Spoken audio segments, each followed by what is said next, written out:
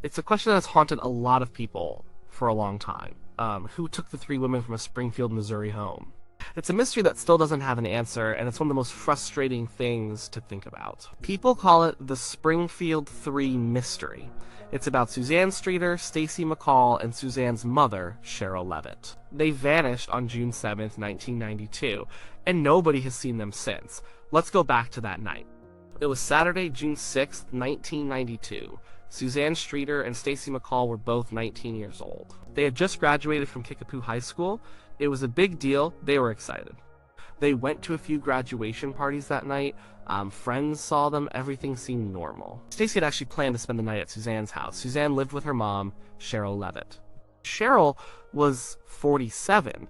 She was a single mom. They lived in a comfortable, quiet house at 17 East Delmar Street in Springfield. The girls left the last party around 2 a.m. on Sunday, June 7th. They were heading to Suzanne's house. This is the last time anyone saw them for sure, alive and free. It was really late. They were probably tired, but still buzzing from the graduation excitement. They probably just wanted to crash. Now, Sherrill Levitt, Suzanne's mom, was already home. She was probably asleep. Or maybe she was just winding down. We don't know much about her last known actions. But we know she was there. And then the girls showed up. Everything seemed quiet. No one reported hearing anything strange or seeing anything out of place in the neighborhood that night. Just a normal early Sunday morning. The next morning, Sunday, June 7th, is when things started to go wrong. Stacy McCall's mom, Janice McCall, was supposed to pick her up. She drove over to Sherrill Levitt's house. But when she got there, something felt off right away. The front door was unlocked. That was unusual for Sherrill. She was pretty careful. And a porch light, the globe, it was broken. Pieces of glass were on the ground. The bulb was still there, but it wasn't working. It was weird. Janice walked into the house. She called out for the girls. She called for Sherrill. No one answered. It was really quiet. Too quiet. She looked around. Cheryl's car was in the driveway. Suzanne's car was there too. Stacy's car, a red Toyota Celica, was also parked outside. So they hadn't driven off somewhere. All the cars were accounted for. Inside, things were strange. The TV was on. It was like someone just walked away from it. The beds in Suzanne's room, where the girls were supposed to have slept, looked like they had been slept in. But it wasn't neat. It was a mess. Like someone had quickly left, or like they were pulled out of bed. The dog, Suzanne's little Maltese Shih Tzu mix named Cinnamon, was still in the house. That was odd. If Sherrill or Suzanne had left, they wouldn't have left the dog alone in the house. Janice looked further. She found their purses, Suzanne's purse, Stacy's purse, and Cheryl's purse. All three were just sitting there. And their car keys were there. Even their cigarettes were there. This was a big red flag. Teenagers don't just leave their purses, keys, and cigarettes behind if they're planning to leave. Not voluntarily. This wasn't a case of them running away. It was clear right then that something was very, very wrong. Janice knew it in her gut. She called Cheryl's sister, Pam. Pam came over right away. She also felt the same chilling emptiness. This wasn't like Sherrill. This wasn't like the girls. They tried calling the house, but the answering machine had a really weird message. It sounded like a prank call. Then it cut off. It was almost like someone had tampered with it. Or maybe they had picked up the phone and someone was trying to hide their tracks. It's just another piece of the puzzle that didn't fit. So, the police were called. When they first got there, they treated it like a possible runaway case. That's pretty standard for missing teenagers. But Janice and Pam insisted. This wasn't runaways. Not with all their belongings left behind. Not with the cars there. Not with Sherrill, a responsible adult, also gone. The police quickly realized this was more serious. It became a missing persons case. A really big one. The search started, and it started fast. Family and friends organized search parties. They combed through nearby woods and fields. They put up flyers. The community rallied around them. Everyone in Springfield was talking about it. This kind of thing just didn't happen there. It was a quiet, mid-sized city. The idea of three women, especially an adult and two teenagers, just vanishing from their home was terrifying. But there was no sign of forced entry into the house. No broken windows. No kicked-in doors. The front door was just unlocked, and there were no obvious signs of a struggle inside.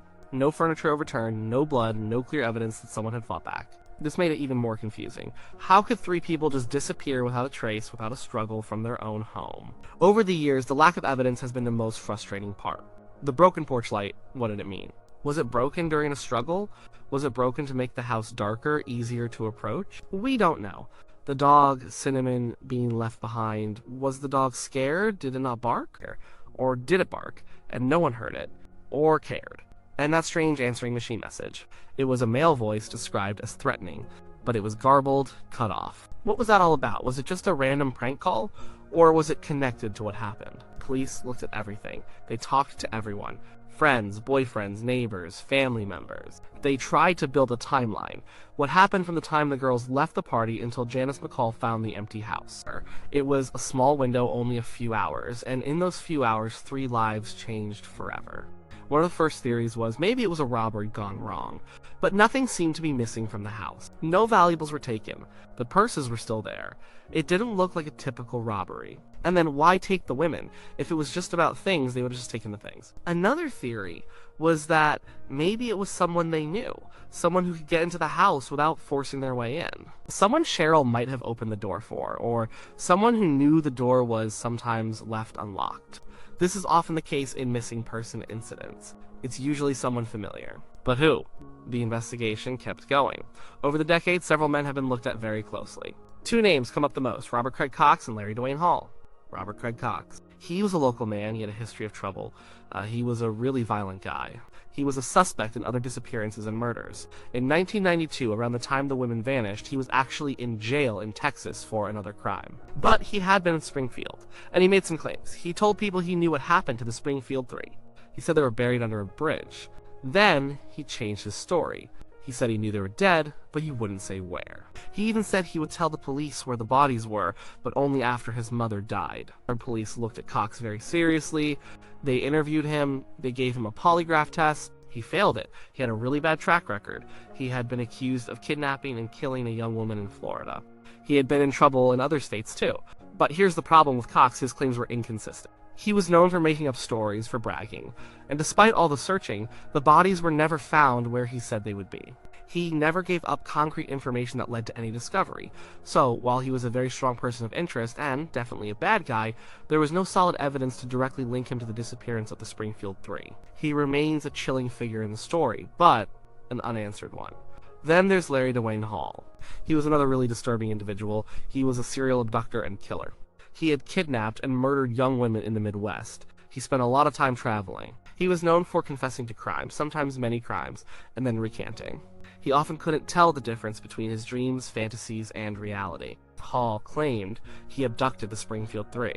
He drew maps. He pointed to places where he said he buried them. He mentioned a lake. Police followed up on every one of his claims. They searched lakes, forests, remote areas based on his information. They used sonar, they used ground-penetrating radar, they dug, but just like with Cox, nothing was ever found. No bodies, no clothing, no jewelry, nothing. Hall had a very specific way of operating.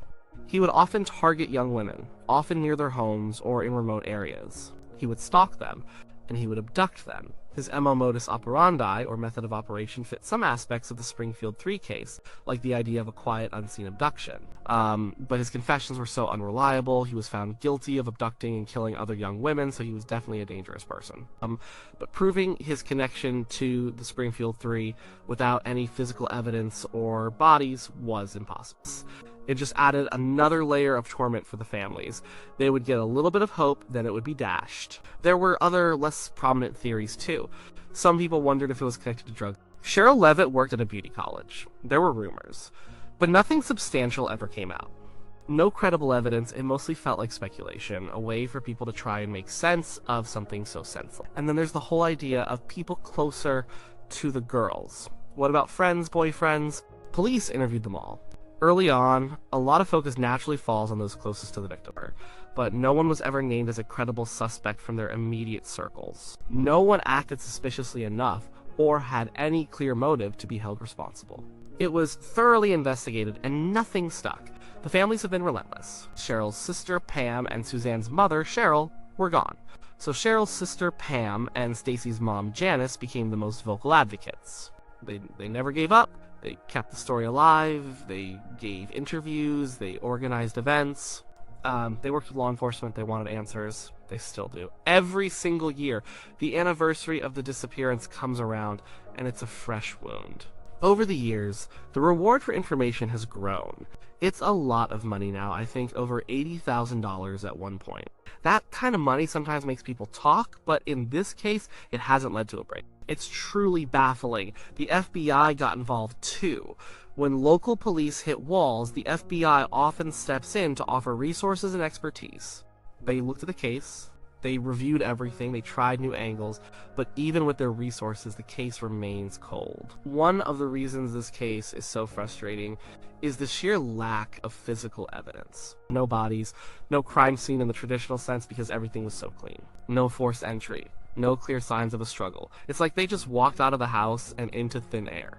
That just doesn't happen. Someone took them, but how they did it so cleanly is what makes it so unnerving. The families had to live through so much. The waiting, the not knowing, the false hope. The age progression photos of the women showing what they might look like now were heartbreaking for them. It's a constant reminder of the lives that were stolen, of the birthdays, holidays, and milestones that were missed. Grandchildren they never met, dreams that were never realized. The impact on Springfield itself was huge. It shattered a sense of safety. People started locking their doors more carefully. They looked at their neighbors differently. A crime like this, unsolved, makes everyone feel vulnerable. It makes you realize that even in a quiet place, terrible things can happen, and sometimes no one ever gets caught. It created a deep scar on the community. So, who took them? We still don't know. It's the agonizing question that hangs over the case. Was it a single person acting alone? Was it more than one person? Was it someone they knew and trusted, or a complete stranger who just happened to be in the wrong place at the right time? Or was it someone with a dark agenda who planned this out? There are theories, of course. Some people think it was a professional job, an abduction by someone who knew how to disappear people without leaving a trace. But that seems elaborate for what appears to be a random home. Others lean towards an opportunistic crime where someone saw the unlocked door, maybe the broken porch light, and took advantage of the situation. But again, to take 3 people, including an adult, and make them vanish so completely without a struggle seems like a lot to pull off spontaneously. The most plausible scenarios always come back to someone who had some familiarity with the house, or who could gain entry without force. That points to someone known to Sherrill or Suzanne. But the sheer lack of any evidence, any lead, any witness that truly broke the case is what has kept it cold for so long. It's a case where the absence of evidence is the biggest piece of evidence. The quietness of the crime scene, the lack of a struggle, the items left behind. It all tells a story of an abduction that was either incredibly swift, incredibly planned, or incredibly terrifying for the victims, leaving them no chance to resist. And the victims themselves. Sherrill Levitt, a mom who just wanted to protect her daughter. Suzanne Streeter, a high school graduate with her whole life ahead of her. Stacy McCall, also a graduate, excited for the future. 3 women from different generations, all gone in an instant. It's a powerful reminder that sometimes, even with intense police work, public interest, and decades of effort, some questions just don't get answered. The mystery of the Springfield 3 is one of those cases. It's a cold case now. But for the families, it's a daily pain. They still hold on to hope. Hope that one day, someone will come forward. Hope that one day they will finally know who took them, and why. And maybe, just maybe, get some closure. But for now, that question still hangs in the air, unanswered, after all these years.